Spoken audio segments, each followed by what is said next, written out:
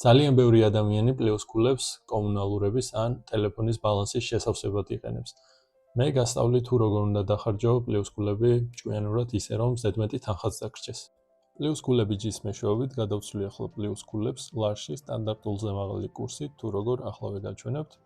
ვაკოპირებთ უბრალოდ ხელის დაჭერით პირად ნომერს, გადავდივართ საქართველოს ბანკის აპლიკაციაში, შევდივართ პლუს ქულებში, შემდეგ გადარიცხვა, აქ უნდა ჩავაკოპიროთ პირადი ნომერი, ინიციალები უნდა დაეწეროს თუ და შევყავ სტანდარტულად იმდენი პლუს ქულა, რამდენის გადასცლოთ თქვენ გსურთ.